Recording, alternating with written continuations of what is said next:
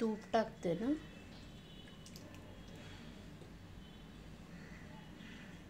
हे सगळं साहित्य आहे ना काढून ठेवलेलं. हे आता तूप आहे काय, हे कडकडलंय. आता रवा टाकते 1 वाटी.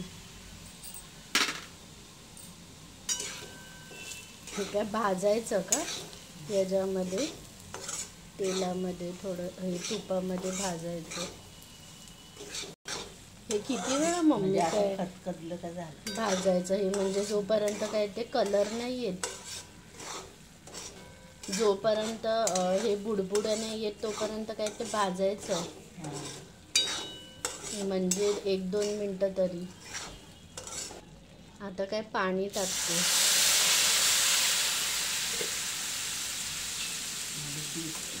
दूध टाकते ना आता.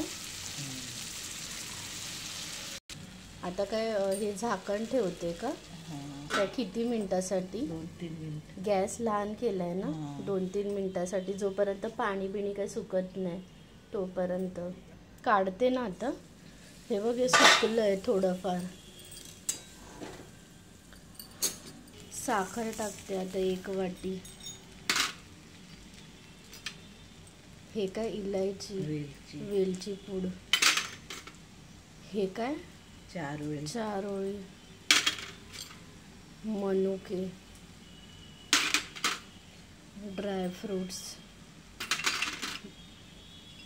हे काय मम्मी, काजू. केळं टाकायचं. 1 केळी टाकते कट करून. काजू बदाम पण टाकले ना.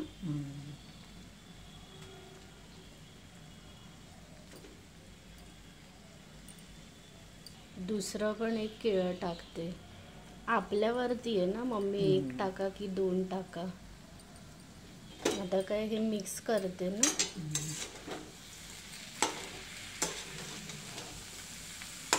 हे आता मिक्स करते प्रॉपर. लहान केलंय ना गॅस, आणि हे 2 मिनटं ठेवते. काढते ना आता. आता ते थोडंसं साखरेचं पाणी वळलंय. आता काय हे मिक्स करते. हे प्रसादामध्ये काय मीठ नाही टाकत ना आई? एरवी असेल तर आपण किंचित टाकतो. हे कंटिन्युअसली मम्मी ते घाटायचं ना, लागायला नको खाली पॅन, हे बाडग्यात वगैरे. जोपर्यंत ते सुकत नाही तोपर्यंत हे घाटायचं ना. म्हणजे ती साखरचं हे हे विरघळत नाही तोपर्यंत. मग झालं. हे थंड झालं की घट्ट होणार. म्हणजे ते कडक सारखं काय होतं थंड झालं की.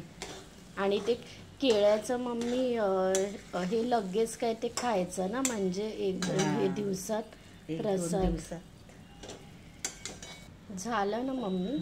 आता हे काढते याच्यात वाडग्यात.